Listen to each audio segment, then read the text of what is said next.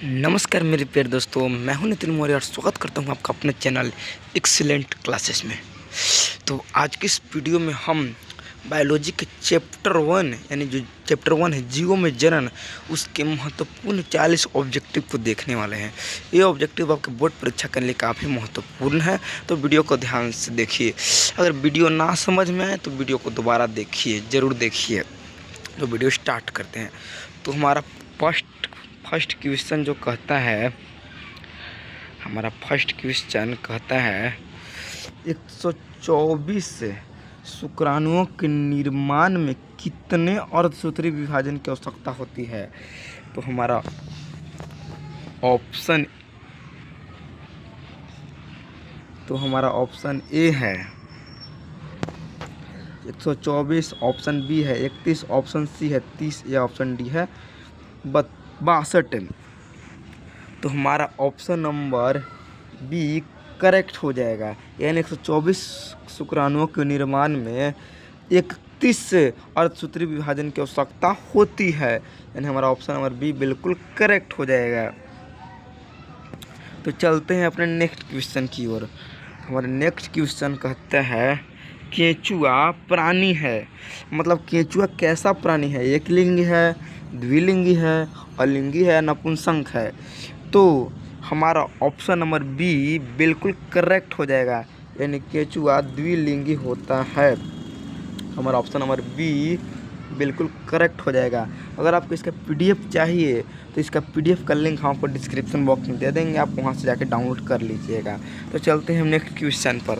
तो हमारा next question है इनमें से कौन भाग अगुणित है। हमारा क्वेश्चन कहता है इनमें से कौन भाग अगुणित है। ऑप्शन ए है अंडाशय, ऑप्शन बी है परागकोश, ऑप्शन सी है पराग और ऑप्शन डी है युग्मनज। तो हमारा करेक्ट आंसर हो जाएगा पराग, यानी इनमें से अगुणित भाग जो है वो पराग होता है, और पराग जो होता है वो अगुणित भाग होता है, यानी ऑप्शन नंबर बी बिल्कुल करेक्ट हो जाएगा। तो चलते हैं नेक्स्ट क्वेश्चन की ओर। तो इसमें हमारा अगला क्वेश्चन है कि इनमें से किसे बंगाल का आतंक कहा जाता है। ये आपको भी क्वेश्चन में स्टार लगा लेना है, क्योंकि ये क्वेश्चन बहुत इंपॉर्टेंट है। इनमें से किसे बंगाल का आतंक कहा जाता है। ऑप्शन ए है ब्रायोफिल्म, ऑप्शन बी है जलकुंभी, ऑप्शन सी है अगेव, ऑप्शन डी है केला। तो बंगाल का आतंक जो है जलकुंभी को कहा जाता है, तो हमारा ऑप्शन नंबर बी बिल्कुल करेक्ट हो जाएगा, यानी जलकुंभी हमारा ऑप्शन बी बिल्कुल करेक्ट हो जाएगा। चलते हैं अपने नेक्स्ट क्वेश्चन की ओर। तो हमारा नेक्स्ट क्वेश्चन है इनमें से कौन ठहरे हुए पानी में उग कर ऑक्सीजन खींच लेता है। ऑप्शन नंबर ए है जलकुंभी,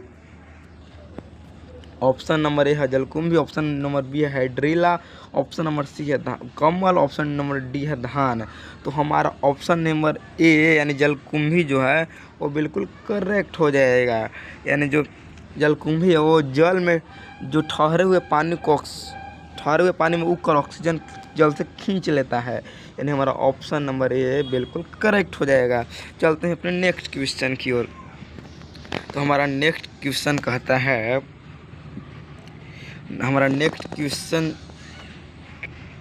है कि जब नर और मादा गैमीट में युग्मन होता है तो कहलाता है। तो हमारा ऑप्शन नंबर ए है अलैंगिक जनन, ऑप्शन नंबर बी है लैंगिक जनन, ऑप्शन नंबर सी है वर्धिक कायिक और ऑप्शन नंबर डी है मुकुलन। तो हमारा ऑप्शन नंबर बी जो है वो बिल्कुल करेक्ट हो जाएगा, यानी लैंगिक जनन हमारा ऑप्शन नंबर बी बिल्कुल करेक्ट हो जाएगा। और एक और क्वेश्चन आपको याद रखना है, जब संतति की उत्पत्ति एकल जनन द्वारा होती है उससे अलैंगिक जनन कहा जाता है। इसको भी आपको याद रखना है। तो चलते हैं अपने नेक्स्ट क्वेश्चन की ओर। तो हमारा नेक्स्ट क्वेश्चन है मध चक्र पाई जाती है, यानी मध चक्र किस में पाई जाती है। ऑप्शन नंबर ए है गाय, ऑप्शन नंबर बी है भेड़, ऑप्शन नंबर सी है कुत्ता और ऑप्शन नंबर डी है इनमें से सभी। तो हमारा करेक्ट आंसर हो जाएगा गाय, हमारा करेक्ट आंसर हो जाएगा गाय, भेड़, कुत्ता, यानी ऑप्शन नंबर डी बिल्कुल करेक्ट हो जाएगा। यानी तीनों मत में मधचक्र पाए जाते हैं, तो हमारा ऑप्शन नंबर डी बिल्कुल करेक्ट हो जाएगा। तो चलते हैं अपने नेक्स्ट क्वेश्चन की ओर। तो हमारा नेक्स्ट क्वेश्चन कहता है उच्च श्रेणी के पौधे में निषेचन होता है, यानी हमारा मतलब उच्च श्रेणी के पौधों में कैसा निषेचन होता है, बाह्य निषेचन होता है कि आंतरिक निषेचन होता है, बाह्य निषेचन होता है कि आंतरिक निषेचन होता है, कि जल में होता है कि हवा में होता है। तो उच्च श्रेणी के पौधे में जो निषेचन होता है वो आंतरिक निषेचन होता है, यानी हमारा ऑप्शन नंबर बी बिल्कुल करेक्ट हो जाएगा।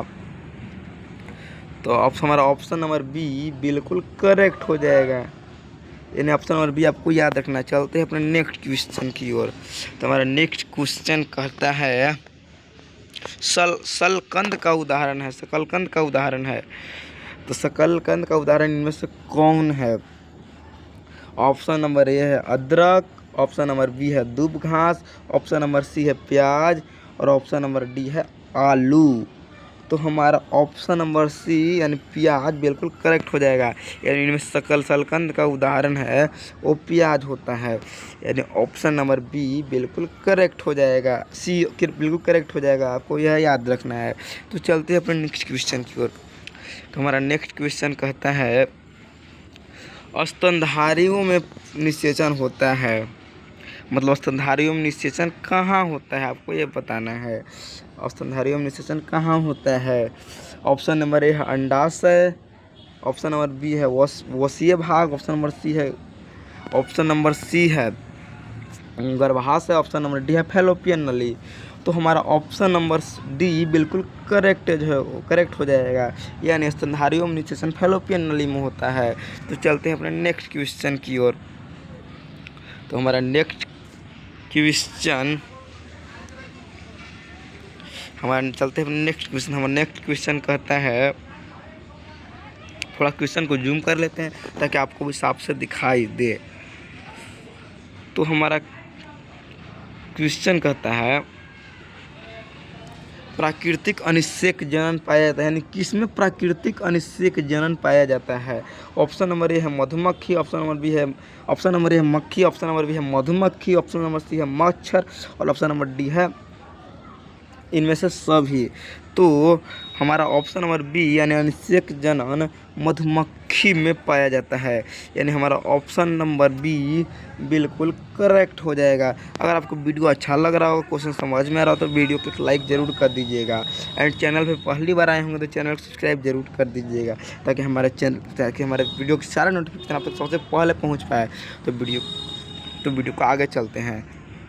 तो हम चलते हैं अपने नेक्स्ट क्वेश्चन की ओर। हमारा नेक्स्ट क्वेश्चन है क्वेश्चन को थोड़ा जूम कर लेते हैं। द्विनिषेचन का परिमाण होता है, यानी द्विनिषेचन का परिमाण कौन इनमें से है?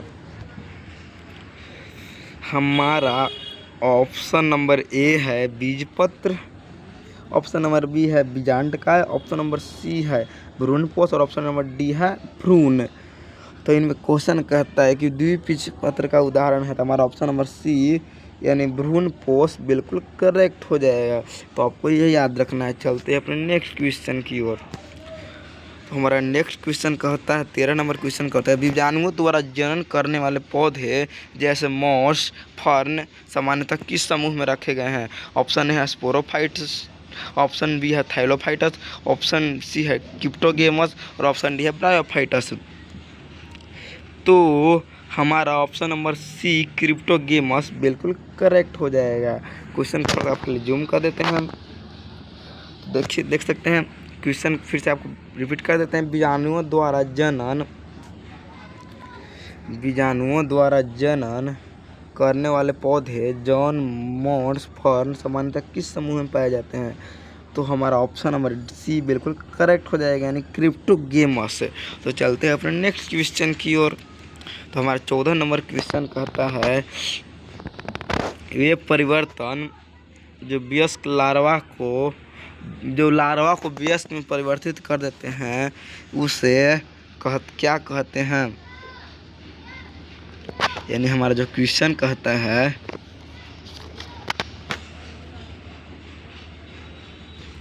यानी हमारा क्वेश्चन कहता है वे परिवर्तन जो लार्वा को वयस्क में परिवर्तित कर देते हैं कहलाते हैं मेटाजेनेसिस, एकांतरण, कायांतरण या मेटास्टेसिस। तो हमारा ऑप्शन नंबर सी यानी कायांतरण बिल्कुल करेक्ट हो जाएगा। तो चलते हैं अपने नेक्स्ट क्वेश्चन की ओर। तो हमारा नेक्स्ट क्वेश्चन कहता है भ्रूण पोष में क्रोमोजोम होते हैं, यानी भ्रूण पोष में कितने क्रोमोजोम होते हैं। ऑप्शन नंबर ए है 3n, ऑप्शन नंबर बी है 2n, ऑप्शन नंबर सी है 3n और ऑप्शन नंबर डी है इन दोनों, ए और बी दोनों। तो हमारा ऑप्शन नंबर सी बिल्कुल करेक्ट हो जाएगा, यानी 3n, यानी भ्रूण पोष में 3n क्रोमोजोम होते हैं। तो चलते हैं अपने नेक्स्ट क्वेश्चन की, यानी हमारा नेक्स्ट क्वेश्चन कहता है, थोड़ा कलर को चेंज कर लेते हैं, ब्लू कलर। नेक्स्ट क्वेश्चन कहता है इनमें से कौन नर युग्मक से संयोजन कर भ्रूण पोष बनाता है। यानी हमारा क्वेश्चन कहता है इनमें से कौन नर युग्मक से संयोजन कर भ्रूण पोष बनाता है। ऑप्शन नंबर है अनिषेचित अंड, ऑप्शन नंबर बी है सहायक कोशिका, ऑप्शन नंबर सी है एंटीपोडल्स, यानी ऑप्शन नंबर डी है द्वितीय केंद्रक। तो हमारा जो ऑप्शन नंबर डी है यानी द्वितीय केंद्रक हमारा बिल्कुल करेक्ट आंसर हो जाएगा, यानी नर युग्मक से संयोजन करके द्वितीय केंद्रक भ्रूण पोष बनाता है। अब चलते हैं अपने नेक्स्ट क्वेश्चन की ओर। हमारा नेक्स्ट क्वेश्चन कहता है स्तनधारी शुक्राणुओं के मध्य में क्या पाया जाता है। यानी हमारा क्वेश्चन कहता है स्तनधारी शुक्राणुओं के मध्य में क्या पाया जाता है। ऑप्शन नंबर है केंद्रक, ऑप्शन नंबर बी है राष्ट्रधानी, ऑप्शन नंबर सी है माइटोकॉन्ड्रिया और ऑप्शन नंबर डी है सेंट्रियोल। तो हमारा ऑप्शन नंबर सी बिल्कुल करेक्ट हो जाएगा, यानी स्तनधारी के शुक्राणु के मध्य में माइटोकॉन्ड्रिया पाया जाता है। आपको क्वेश्चन याद रखना है एंड इसका आंसर भी। तो चलते हैं अपने नेक्स्ट क्वेश्चन 19 नंबर पर। तब 19 नंबर हमारा क्वेश्चन कहता है जनक के समान जीव प्राप्त होते हैं। यानी हमारा 19 नंबर क्वेश्चन कहता है कि जनक के समान जीव प्राप्त होते हैं, मतलब जनक के समान जीव ऑप्शन नंबर है बीज से, ऑप्शन नंबर बी है युग्मनज से, ऑप्शन नंबर सी है युग्मक से और ऑप्शन डी है विखंडन से। तो हमारा ऑप्शन नंबर डी बिल्कुल करेक्ट हो जाएगा, यानी विखंडन जो है हमारा ऑप्शन नंबर डी बिल्कुल करेक्ट हो जाएगा। और हाँ, विखंडन में किस प्रकार का जनन होता है, तो विखंडन एक प्रकार का लैंगिक जनन होता है, ये भी आपको याद रखना है। चलते हैं अपने नेक्स्ट क्वेश्चन की ओर। तो हमारा नेक्स्ट क्वेश्चन कहता है द्विखंडन पाया जाता है, यानी द्विखंडन इनमें से किस में पाया जाता है। ऑप्शन नंबर ए है अमीबा में, ऑप्शन नंबर ए है अमीबा में, ऑप्शन नंबर बी है पैरामीशियम में, ऑप्शन नंबर सी है जलकुंभी में, ऑप्शन नंबर डी है अमीबा तथा पैरामीशियम दोनों में। तो हमारा ऑप्शन नंबर डी यानी द्विखंडन अमीबा तथा पैरामीशियम दोनों में पाया जाता है, एवं द्विखंडन भी अलैंगिक जनन द्वारा ही होता है, ये भी आपको याद रखना। तो चलते हैं अपने नेक्स्ट क्वेश्चन की ओर। हमारा अगला क्वेश्चन कहता है मुकुलन द्वारा जनन किसमें होता है। ऑप्शन नंबर ए है ईस्ट, ऑप्शन नंबर बी है म्यूकर, ऑप्शन नंबर डी है पाइनस और ऑप्शन नंबर डी है फर्न। तो हमारा ऑप्शन नंबर ए जो है वो बिल्कुल करेक्ट हो जाएगा, यानी मुकुलन द्वारा जनन ईस्ट में होता है, ये भी आपको याद रखना है। तो चलते हैं अपने नेक्स्ट क्वेश्चन की ओर। तो हमारे नेक्स्ट क्वेश्चन कहता है कोनिडिया का निर्माण किसमें होता है। हमारा क्वेश्चन कहता है कोनिडिया का निर्माण किस में होता है। थोड़ा क्वेश्चन को हम जूम कर लेते हैं ताकि आपको भी साफ दिख सके। तो हमारा क्वेश्चन कहता है कोनिडिया का निर्माण किस में होता है। ऑप्शन नंबर ए है पेनिसिलियम, ऑप्शन नंबर बी है स्पाइरोगाइरा, ऑप्शन नंबर सी है कारा, ऑप्शन नंबर डी है फर्न। तो हमारा ऑप्शन नंबर ए बिल्कुल करेक्ट हो जाएगा, यानी कोनिडिया का निर्माण पेनिसिलियम में होता है। आपको ऑप्शन नंबर ए याद रखना है, यानी पेनिसिलियम। तो चलते हैं अपने नेक्स्ट क्वेश्चन की ओर। तो हमारा नेक्स्ट क्वेश्चन कहता है पुनरुद्भवन की क्रिया निम्नलिखित में से किसमें होती है? यानी आपको बताना है कि पुनरुद्ध भवन की क्रिया किसमें होती है?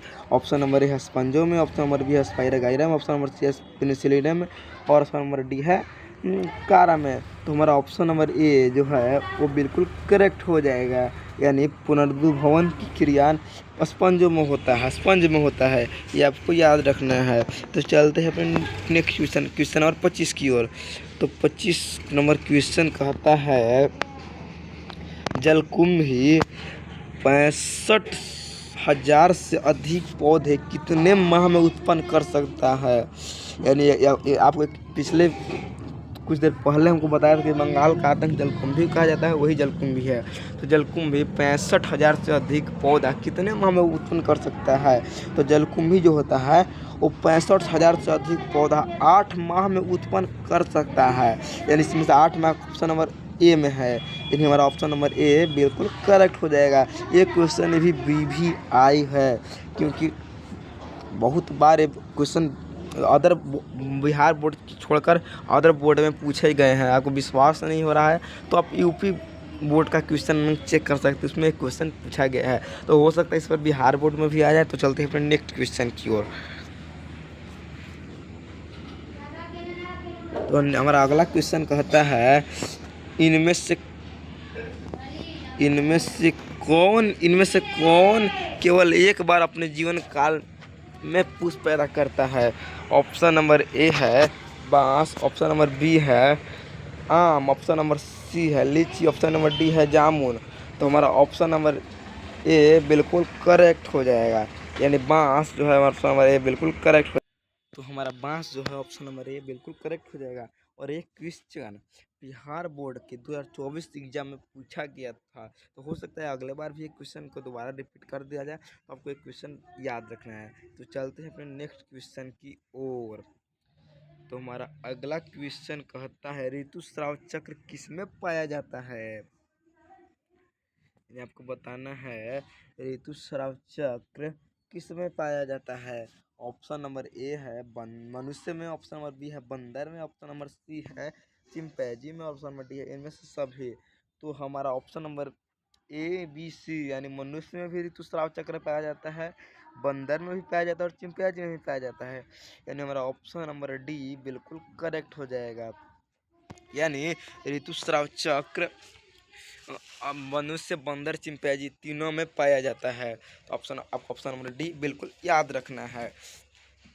तो चलते हैं अपने नेक्स्ट क्वेश्चन की ओर। तो हमारा नेक्स्ट क्वेश्चन कहता है द्विलिंगी प्राणियों का उदाहरण है, यानी इनमें से कौन द्विलिंगी है?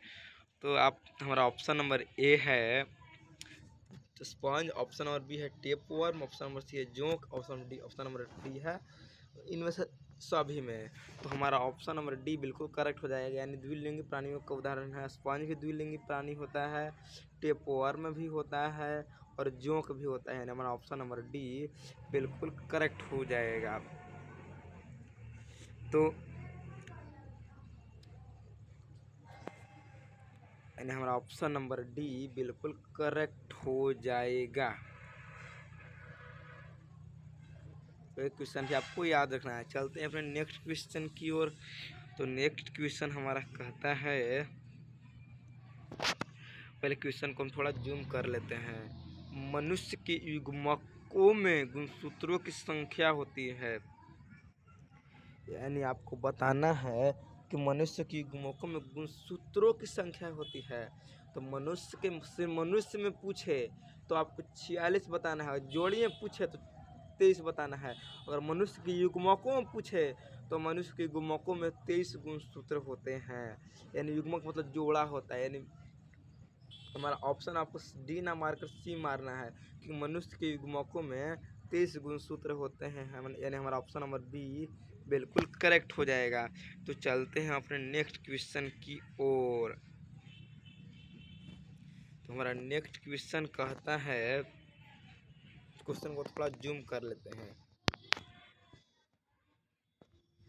हमारा क्वेश्चन 30 नंबर क्वेश्चन कहता है इनमें से कौन अंड प्रजक प्राणी है? ऑप्शन नंबर ए है सांप, ऑप्शन नंबर बी है ऑप्शन नंबर ए है मुर्गी, ऑप्शन नंबर बी है सांप, ऑप्शन नंबर सी है मगरमच्छ और ऑप्शन नंबर डी है इनमें से सभी। तो इनमें से अंड परजक प्राणी सांप भी अंडा देता है, मुर्गी भी अंडा देता है और मगरमच्छ भी अंडा देता है, यानी हमारा ऑप्शन नंबर डी बिल्कुल करेक्ट हो जाएगा।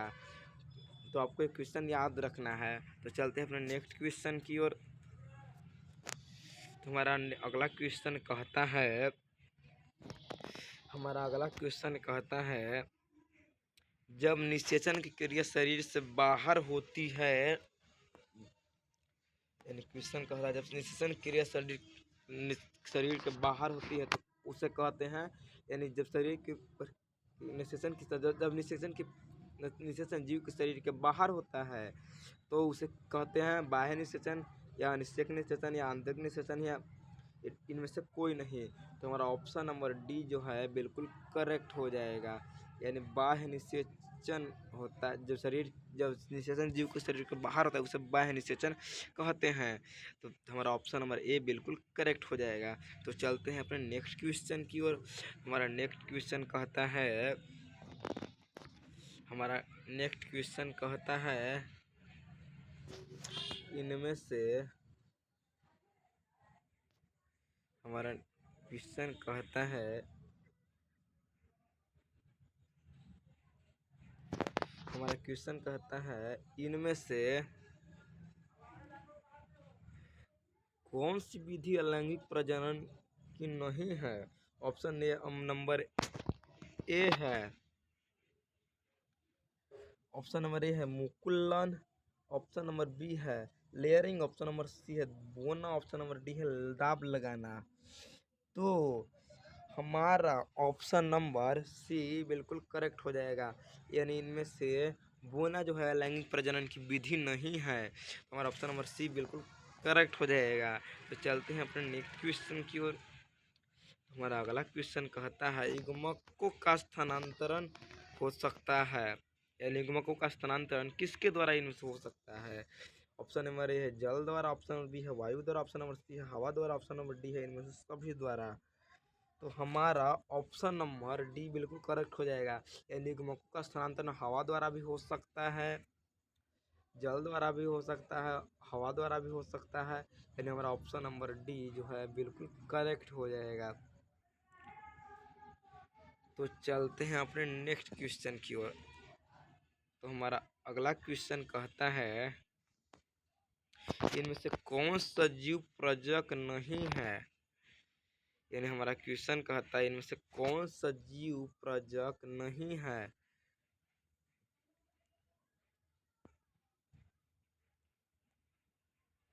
यानी क्वेश्चन जो है हमारा कहता है इनमें से कौन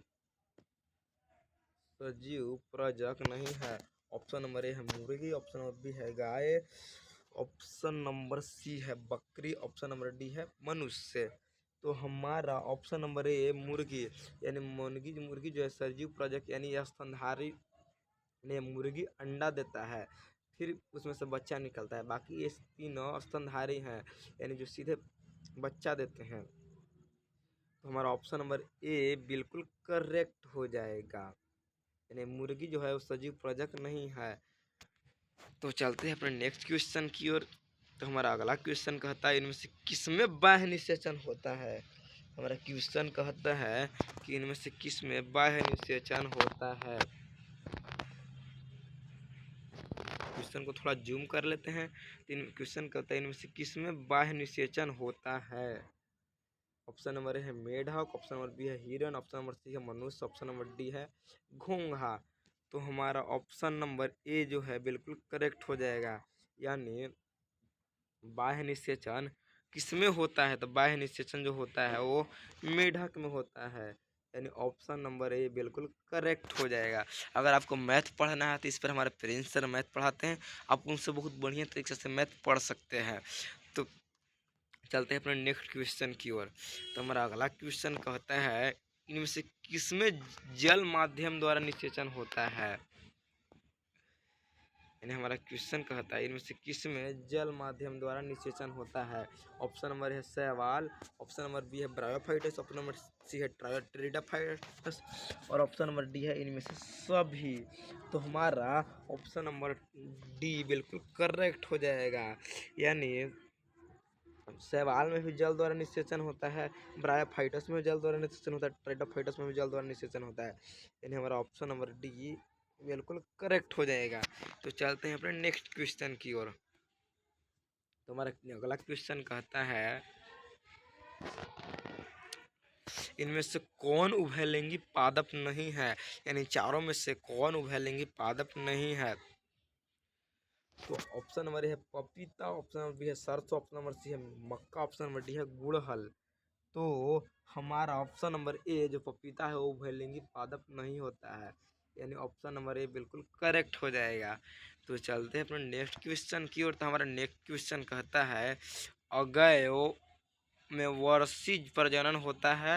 यानी अगैव में वर्षी प्रजनन किसके द्वारा होता है। बुलबुल द्वारा, शकर द्वारा, स्टोलन द्वारा या राइजो द्वारा। तो हमारा ऑप्शन नंबर ए यानी अगैव में वर्षी प्रजनन बुलबुल द्वारा होता है। यानी हमारा ऑप्शन नंबर ए बिल्कुल करेक्ट हो जाएगा। तो आपको ऑप्शन नंबर ए याद रखना है, बुलबुल द्वारा। चलते हैं अपने नेक्स्ट क्वेश्चन की ओर। तो हमारा नेक्स्ट क्वेश्चन कहता है इनमें निम्नलिखित में से कौन उभयलिंगी जंतु नहीं है। ऑप्शन नंबर ए है जोंक, ऑप्शन नंबर बी है केंचुआ, ऑप्शन नंबर सी है फीताकृमि, ऑप्शन नंबर डी है घरेलू मधुमक्खी। तो हमारा ऑप्शन नंबर डी घरेलू मधुमक्खी जो है उभयलिंगी जंतु नहीं होता है। यानी हमारा ऑप्शन नंबर डी बिल्कुल करेक्ट हो जाएगा। तो ये लास्ट का क्वेश्चन आपको होमवर्क के तौर पर हम देते हैं। इसका आंसर आपको कमेंट बॉक्स में बताना है कि शरीर के बाहर होने वाले निषेचन को क्या कहा जाता है। ऑप्शन नंबर ए है in vitro, option number B है in vivo, option number C है ए एंड बी दोनों, और ऑप्शन नंबर डी है इनमें से कोई नहीं। तो आपका इसका आंसर कमेंट बॉक्स में देना है। तो आई होप आपको वीडियो अच्छा लगा होगा। वीडियो अच्छा लगा हो तो लाइक कीजिए, कमेंट कीजिए, अपने दोस्तों को भी शेयर कर दीजिए। तो आज के लिए इतना ही। तब तक के लिए चलते हैं, टाटा बाय बाय।